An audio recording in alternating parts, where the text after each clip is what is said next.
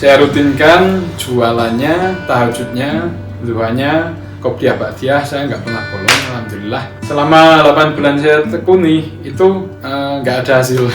Jadi nggak ada hasil yang ternyata yang saya kira saya bertobat, saya melakukan ibadah yang seperti itu dan saya dapat surprise gitu dari Tuhan. Nah, saya dapat surprise, ternyata nggak ada surprise-nya sama sekali. Jadi saat itu Ustaz Agus bilang, Mas, Anda itu melakukan semua ikhtiarnya sudah benar, cuma salahnya satu. Salahnya itu Anda nggak yakin sama Allah dan Anda niatnya juga salah. Anda niatnya juga bukan untuk Allah, itu niatnya untuk kesenangan duniawi Anda sholatnya Anda itu biar rumah, zikirnya Anda biar dapat rumah, apapun yang Anda lakukan itu tujuan Anda bukan lillahi ta'ala tapi li rumah. Nah, seperti itu. Nah, jadi saat itu saya di situ baru tersadar, saya malu banget waktu itu, saya malu banget. Saya benar-benar langsung pamit, saya pulang, saya bilang ke istri, udah kalau mau KPR mau apa silakan, saya udah nggak mau tahu. Intinya saya mau merubah ilmu yang baru saya dapat gini.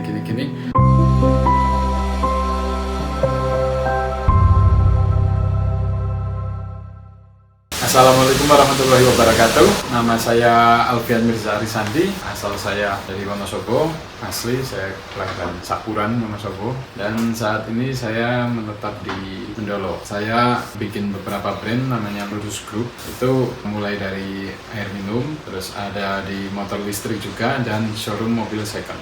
Lurus Hadi itu termasuk dalam kategori penyulingan air, namanya Lurus High Detoxification, dan itu sudah berjalan mulai dari akhir 2014, mungkin sekarang sudah di usia ke-7 tahun. Perkembangannya kita memang ada di 2020, kita baru masuk ke Lurus Automotif untuk yang mobil second dan Lurus Auto itu untuk yang motor listrik. Saya lulusan SMA, dulu itu sempat kuliah sampai semester akhir itu saya udah skripsi bab 4, saya udah ikut KKN lah. Udah tinggal skripsi, udah tinggal selesainya, tapi karena ada masalah dalam bisnis saya, karena saya kuliahnya juga ekstensi, saya nyambil bisnis di kayu dulu, dagang kayu. Saya punya bedsau itu dulu sekitar 6 titik. Di situ ada beberapa kendala, makanya saya sampai memutuskan untuk tidak melanjutkan kuliah saya. Dulu saya pertama kali itu karena saya masih labil. Saya pertama aslinya background saya pekerja kantoran. Saya kerja di CV Mekar Abadi, yaitu sebuah perusahaan kayu. Itu selama 23 bulan, dan di bulan ke-10 saya bekerja, itu setelah lulus SMA saya langsung bekerja di situ. Ternyata saya ada dapat selebaran, saya sambil kuliah waktu itu, ada sebuah pamflet ya, itu pamflet itu berisikan tentang seminar kewirausahaan, itu diselenggarakan oleh Pak Budi Chandra ya dulu di Adipura namanya, dan saya mengikuti itu. Alhamdulillah saya bisa diajari cara cepat dapat duit. Nah, seperti itu. Jadi ada beberapa kisi-kisinya, kita pakai botol, bosol, bodol, bopol ya. Jadi bisnis optimis, KTP orang lain, bisnis optimis, modal orang lain, bisnis optimis, pemikiran orang lain dan sebagainya. Nah, jadi memang itu sebenarnya arahannya sih bagus untuk memotivasi kita, meskipun kita nggak ada modal, asal kita bisa mengelola. Meskipun kita nggak bisa mengelola pun, asal kita bisa menunjuk orang yang bisa mengelola, bisnis pasti akan jalan, seperti itu. Tapi akhirnya pada suatu ketika kita tergiur dengan dulu itu 8 mentor ya, termasuk ada sebuah mentor juga yang kita harus memulai bisnisnya dengan utang. Karena memang banyak orang yang bilang kita itu orang dari bawah ya, biasalah, dari keluarga yang biasa-biasa aja, dan saya pengen banget buka bisnis. Saya ketemu para pengusaha, mentor-mentor, jadi saya semangat. Saya akhirnya waktu itu memberanikan diri untuk utang. Saya diajari bagaimana utang, cashback utang. Saya utang waktu itu pertama kali utang itu saya pakai Honda Accord tahun 87. Itu harganya 12 juta, saya masukin ke BMT Melati itu cair 20 juta. Jadi ada cashback sekitar 8 juta rupiah. Nah, di situ saya punya mobil pertama saya, Accord 87, dan ada cashbacknya senilai 8 juta. Saya waktu itu buka gorengan ya. Jadi dari pertama emang brand saya lurus, namanya dulu Bang Rus ya namanya. Karena ada kilas balik di SMA itu, jadi pas saya waktu MOS itu kan dulu berdiri paling belakang pojok ya. Kita harus lencang kanan, terus yang paling belakang pojok kalau udah lurus suruh bilang lurus lah. Waktu itu saya lagi masuk angin, terus saya pas lencang kanan itu udah bilang lurus gitu, tapi pembinanya bilang yang keras deh, yang keras. Akhirnya saya bilang lurus terus. Akhirnya satu kelas, satu sekolahan, sampai sekarang guru-gurunya juga manggil saya lurus. Nah, itu yang saya pakai untuk brand lurus, dan ada filosofinya juga, dimana ketika saya pakai brand ini harus gimana caranya saya harus menjadi orang yang lurus. Di situ saya diingatkan terus sama brand saya, jangan pernah bahasa Jawanya menggak-menggok ya, alias kita jangan sampai bertikung-tikung salah arah ya. Kita harus lurus. Nah, tapi memang namanya usaha itu namanya bisa kita brand sendiri, visi misinya baik, tapi perjalanannya bisa kurang baik. Setelah saya buka gorengan, ternyata ada bisnis yang menjanjikan. Saat itu saya ditawari untuk coba bisnis kayu, dan di situ oke, karena saya juga basicnya kantor di perusahaan kayu. Saya saat itu menjalani bisnis kayu, coba-coba awalnya, tapi ternyata kok enak gitu. Nah, akhirnya saya memberanikan diri. Saya ambil ada sebuah tanah itu seharga 70 juta, saya cashback-kan, saya masukkan bank pundi waktu itu, masuk 170 juta, dan itu cair, dan saya akhirnya dapat cashback 100 juta. Saya buka 2 titik bensau itu di Kecamatan Sporen semua. Terus juga saya habis itu terus menambah utang. Saya sampai saat itu ambil Alphard juga, itu harga 300 juta, saya masukkan bank, appraisal masuk 500 juta. Jadi saya mainnya cashback-an gitu dulu. Saya mikirnya karena kalau kita main cashback itu, agunan itu tersita pun kita aman gitu, karena kita nggak pakai aset-aset orang lain dan lain sebagainya. Nah, itu mainnya cashback seperti itu saya, dan sempet main beberapa kartu kredit juga. Ya pokoknya saya main aman, saya nggak main aset sendiri. Dan ini juga jangan dicontoh, intinya memang mindsetnya dulu itu bukan mindset pengusaha, tapi karena mindsetnya utang. Jadi dulu kalau dalam klubnya saya itu, kalau utangnya masih ratusan juta, jangan dulu ngumpul gitu, jangan dibahas gitu. Pokoknya mindsetnya mereka ya utang berapa, 4M, 5M, angsurannya berapa gitu. Sampai saya di titik di utang 1,5M dengan angsuran 62 juta per bulan. Nah, saat itu saya udah ada sekitar 6 bensau, dan saya mau buka pabrik Berkor namanya waktu itu. Saya pengajuan 4 miliar ke Bank Niaga. Waktu itu pengajuan itu ternyata Bank Niaga itu tanya kepada ketua asosiasi pengusaha kayu itu yang punya CV Mekar Abadi, dan dia tidak merekomendasikan saya karena saya termasuk orang baru. Jadi saya ditolak bank, itu pertama kali saya ditolak bank, dan itu yang bikin juga semua planning saya gagal. Jadi saat itu saya udah jadi agak susah untuk utang-utang bank lagi, dan usaha saya pun secara pembukuan itu untung, tapi nggak pernah ada duitnya. Angsurannya juga terlalu besar. Akhirnya lama-kelamaan saya punya 4 truk dan punya 6 mobil pribadi. Itu di tahun 2014 awal itu hangus semua, udah ditarik semua. Aset-aset saya semuanya ditarik ya. Jadi bagi yang tergiur dengan uang cashback dari utang bank itu tetap menurut saya pribadi nggak berkah. Saya bilang gini karena udah ngelakuin ya. Jadi bangkit dari situ, saya malu kepada keluarga, tetangga, dan lain sebagainya. Dulu mungkin pernah, karena saya waktu itu masih di umur sekitar 20 tahun, 20-21 tahun waktu itu, yang biasanya saya rumahnya full mobil dan lain sebagainya. Biasanya orang pada ke saya minta tolong itu ditebas kayunya atau apanya gitu. Sekarang bener-bener itu semua hilang seketika, dan itu bener-bener kayak cuma mimpi gitu. Saya beranikan untuk keluar dari rumah, dan saya juga sampai di perkuliahan juga lebih nggak fokus lagi, karena bener-bener saya lagi ngerintis itu, tapi kok ternyata nggak sesuai harapan, hanya bertahan selama 2,5 tahun sampai 3 tahun mungkin. Akhirnya saya mulai nyoba ngajak teman-teman punya motor, punya mobil, pakai cashback. Dari situ saya ngekos, saya di belakang Polres Wonosobo, saya ngekos di sana mungkin selama 1 bulan. Teman-teman yang pengen cashback, dulu ada namanya kayak Kur BRI, itu benar-benar motor ya, motor-motor harga 7 juta. Zaman dulu Kur BRI itu kan bisa cair 20 juta. Saya mainkan itu, saya jadinya jualan motor. Nah, saya pakai bis ke Jakarta, waktu itu masih bisnya 80.000 sampai Jakarta. Saya ambil motor, saya kendarai sendiri, bawa pulang gitu kan, bensin cuma 80.000 juga. Sama makannya saya 250.000 cukup itu.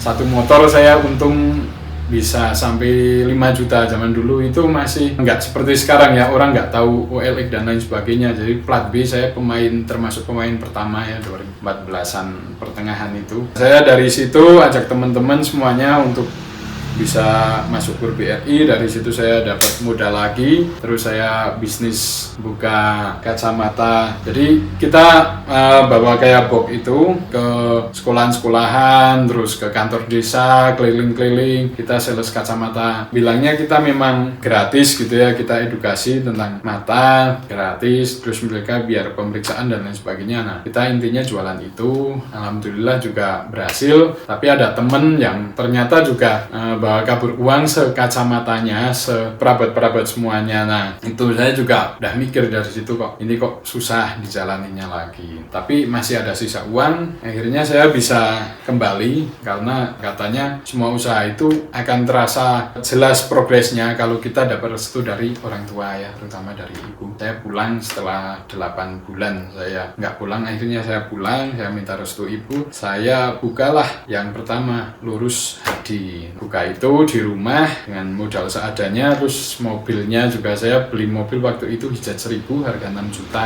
Nah, itu saya kelilingan itu juga diejek waktu itu sama teman-teman juga, para pengusaha kayu. Wah, ini yang dulu mau masuk rumahnya kamu aja, kalau bahasa sini kecagol bondo gitu ya. Jadi kalau mau masuk rumah saya itu kata teman-teman udah susah gitu, kalang-kalang mobil, kalang-kalang motor gitu. Nah, sekarang kebalikannya, saya yang nyetorin mereka air. Jadi air itu recehan saya jual cuma per galon Rp8.000, terus galonnya kita pinjemi juga. Saya waktu itu dapat pelanggan, teman-teman itu udah alhamdulillah senang, man. Kita dapat 10 galon, saya isi sendiri, saya supirin sendiri, terus saya sebarin sendiri. Itu alhamdulillah berjalan sampai 50 sampai 100 galon. Waktu itu juga saya beranikan utang lagi untuk upgrade ya, upgrade alat dan lain sebagainya, terus upgrade mobil. Saya akhirnya punya 2 mobil waktu itu. Hijatnya masih ada, terus punya Futura saya harga 35 juta. Nah, dan di situ juga ada cobaan lagi, mobil yang hijatnya itu masuk jurang. Nah, itu dari geger di Purworejo waktu itu ya, di daerah Maron Purworejo itu jadi geger. Terus alhamdulillah sih supirnya bisa melarikan diri, nggak sampai ikut jatuh ke jurang. Singkat cerita, saya menikah di 2017 dan sampai ke 2018 memang waktu itu di belakang terminal itu ada perumahan bisa tanpa DP. Karena saya belum punya rumah pribadi, masih mantep melu mertua. Nah, seperti itu. Terus itu ada perumahan kok enak gitu, jadi bisa tanpa DP. Angsurannya juga ringan banget, 2 juta meskipun 20 tahun ya. Waktu itu sudah sampai progres tinggal deal ya. Waktu itu ke BTPN Temanggung, progresnya itu di hari Senin saya suruh tanda tangan, tapi di hari Jumatnya, jadi 3 hari sebelumnya itu istri nawarin ada seminar kewirausahaan lagi dan istri memperbolehkan. Terus juga teman-teman saya juga pada nyetatus di sana, nyebutin teman-teman pada mau ikut gitu. Terus juga ada alumni yang udah jadi panitianya juga di sana, terus saya diajak. Alhamdulillah setelah itu, singkat cerita 3 hari setelah itu saya dicuci otak, termasuk salah satu kayak kajian tanpa riba. Terus kita juga perubahan mindset, dimana rezeki itu datangnya dari Allah, bukan kita kalau nggak hutang nggak punya. Nah, dari yang mindset tadinya nggak hutang nggak punya, sekarang dialihkan menjadi rezeki itu dari Allah. Nah, mulai itu saya sobek perjanjiannya, saya nggak jadi KPR, saya tobat, saya jalan selama 8 bulan itu sampai di 2018 ya. Nah itu sampai di 2019 mungkin. Saat itu saya nambah usaha yaitu bubur ayam. Kenapa saya di bubur ayam? Karena bubur ayam itu memiliki kelebihan daripada usaha lain. Kita bisa bangun malam, itu jam 2:30 malam, itu kita ngaduk bubur dan ngaduknya itu tiap 5 menit. Itu ngaduknya sampai 10 kali. Nah, jadi saya bisa di situ konsisten sholat tahajud setiap 5 menit. Jadi sholat, selesai ngaduk bubur, sholat lagi, selesai ngaduk bubur. Itu saya rutinkan selama 8 bulan dan saya rutinkan jualannya, tahajudnya, duhanya, Qobliyah Ba'diyah saya nggak pernah bolong, alhamdulillah. Selama 8 bulan saya tekuni itu nggak ada hasil. Jadi nggak ada hasil yang ternyata yang saya kira saya bertobat, saya melakukan ibadah yang seperti itu dan saya dapat surprise gitu dari Tuhan. Nah, saya dapat surprise, ternyata nggak ada surprise-nya sama sekali. Sampai akhirnya saya ikut kajian, waktu itu kajian Pintra, itu Ustadz Agus Maduddin, dia yang mempelopori sedekah air sama resik-resik masjid. Beliau bercerita tentang dia tadinya di riba, dia bisa keluar dari riba, dan dia coba jualan spare part AC dan dia pemasangan AC di daerah Jogja, tapi ternyata itu juga membuat keluarganya berantakan. Padahal dia udah nggak riba, ternyata dia masuk di riswah ya. Riswah itu juga sangat bahaya. Riswah itu adalah suap ya. Ketika kita mau masukin perusahaan, terus kita ngasih manajernya fee, hadiah alias hibahan 5%. Nah itu aslinya bukan hibah ya, itu suap. Nah jadi hati-hati. Jadi singkat cerita, dia akhirnya meninggalkan bisnis AC dan dia ketemu temennya jualan gula Jawa, dia repack. Akhirnya sekarang per kota ada yang bikin jadi reseller gula Jawanya Ustadz Agus itu. Nah dari situ akhirnya Ustadz Agus bermalam di tempat teman di Tembelang. Saya waktu itu disuruh teman untuk ikut ngobrol sama Ustadz Agus malam-malam jam 9. Nah pada kesempatan itu paling berharganya dalam hidup saya. Saya ke sana, saya izin istri, istrinya udah nunggu 8 bulan, ternyata nggak ada perubahan. Istri saya juga bilang apa mau KPR lagi atau gimana, karena anak juga udah besar. Waktu itu juga ekonominya kita masih benar-benar kesulitan. Saya akhirnya oke, saya berangkat, ketemu dengan Ustadz Agus, saya tanya, Assalamualaikum Tad, saya yang tadi pagi ikut pengajiannya. Terus ada satu pertanyaan yang mau saya tanyakan, kenapa setelah saya bertaubat selama 8 bulan ini saya tidak melakukan kesalahan apapun. Saya tidak melakukan kesalahan, saya tidak pernah bermaksiat, saya tidak meninggalkan sholat, termasuk sunnahnya itu saya tidak meninggalkan. Pokoknya apapun yang telah dibahas, saya lakukan. Apapun ilmu yang saya dapat, saya lakukan. Kok di 8 bulan ini nggak ada yang namanya keajaiban? Sedangkan para mentor-mentor dan ustadz-ustadz semuanya kok dapat keajaiban. Yang saya tekankan itu, bagaimana saya dapat keajaiban? Apakah keajaiban itu untuk semua orang? Atau keajaiban itu memang ada untuk hanya beberapa orang? Sempat tidak percaya kalau keajaiban itu ada. Mungkin nasib saya seperti ini aja. Jadi saat itu Ustadz Agus bilang, Mas, Anda itu melakukan semua ikhtiarnya sudah benar, cuma salahnya satu. Salahnya itu Anda nggak yakin sama Allah, dan Anda niatnya juga salah. Anda niatnya juga bukan untuk Allah, itu niatnya untuk kesenangan duniawi Anda. Anda sholatnya Anda itu biar rumah, zikirnya Anda biar dapat rumah. Apapun yang Anda lakukan itu tujuan Anda bukan lillahi ta'ala, tapi li rumah. Nah seperti itu. Nah jadi saat itu saya di situ baru tersadar, saya malu banget waktu itu, saya malu banget. Saya benar-benar langsung pamit, saya pulang, saya bilang ke istri, udah kalau mau KPR mau apa silakan, saya udah nggak mau tahu. Intinya saya mau merubah ilmu yang baru saya dapat gini.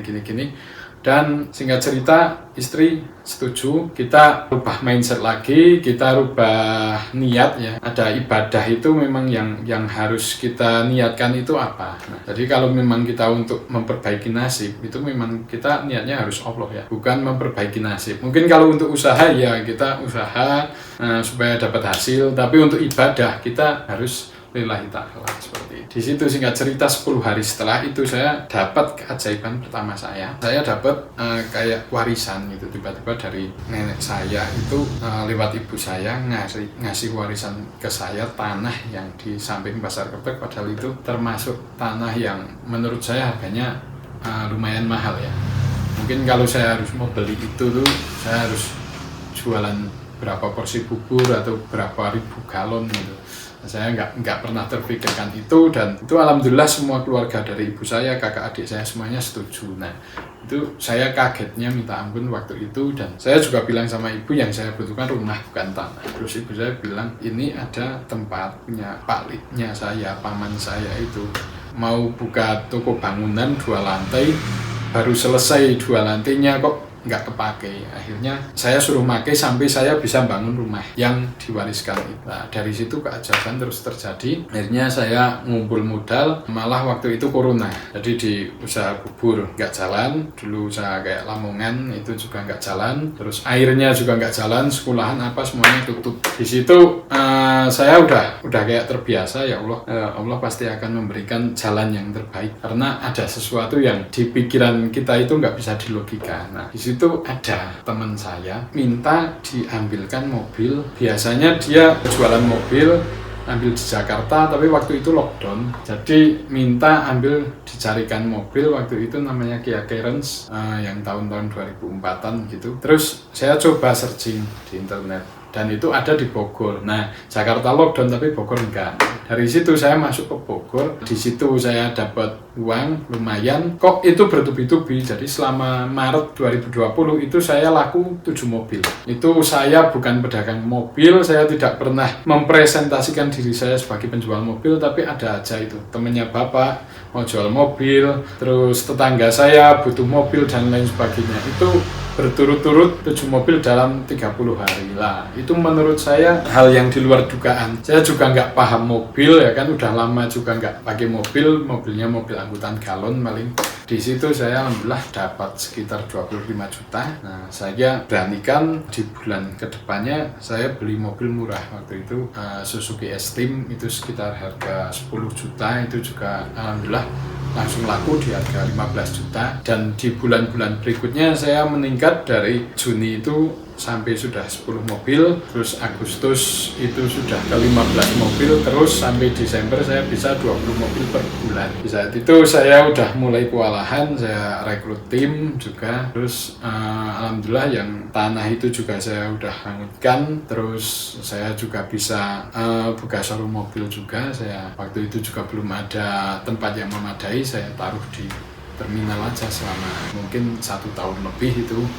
Jadi saya terkenal di sini sebagai showroom terminal gitu. Jadi kalau ada yang lihat mobil-mobil saya deretan itu di terminal Mendolo selama 2020 akhir sampai 2022 pertengahan punya saya, seperti itu. Dari situ terus berkembang, saya lihat potensi di motor listrik, makanya ini saya pakai yang lurus auto, gudangnya motor listrik. Jadi saya ekspansi ke Cilacap, Temanggung, Wonosobo juga tentunya. Nah itu di motor listrik juga alhamdulillah untuk perkembangannya lumayan pesat, karena memang sedang booming-boomingnya di era Pertalite naiknya. Jadi saya dari kecil itu ingat banget kelas 1 SD, jika teman-teman itu suruh nulis cita-citanya apa, karena ibu saya pedagang, saya pulang, saya tanya ke ibu, ini cita-citanya apa ya? Tulis aja pengusaha sukses. Pengusaha sukses itu apa ya? Pokoknya tulis aja itulah, pengusaha sukses. Pengusaha sukses itu orang jualan terus sukses gitu aja. Nah tapi teman-teman itu pada pilot, pada dokter ini. Ya udah, ibu aja pedagang. Waktu itu ibu saya pedagang toko kelontong. Jadi oke, saya tulis aja itu. Jadi dari situ juga udah mulai sih saya dari awal jualan. Kayak dulu itu di depan SD itu ada orang jual gambar Tamiya, itu dijual kok 300 rupiah laku, padahal waktu itu kalau fotokopi itu cuma 70 rupiah. Nah, saya coba itu beli dari penjual itu satu gambar tak fotokopi sendiri, tak jual ke teman-teman 250 lah untung. Nah, dari situ saya emang agak suka jualan sih, tapi yang jelas sama doa ibu itu terus. Jadi sekarang saya mau bisnis ini bisnis itu, kalau ibu kayaknya nggak mantep saya nggak, tapi kalau ibunya oke, saya insya Allah langsung aksi gitu. Dan alhamdulillah bisa lancar di kehidupan saya. Nah kalau omset kan memang kita daripada bisnis kuliner dan lain sebagainya, usaha mobil memang paling gede, tapi persentasenya kan kecil. Jadi memang saya di mobil itu omsetnya mungkin bisa sampai 1,5 miliar per bulan, tapi itu kan ya laku mungkin sekitar 10 sampai 15 mobil gitu.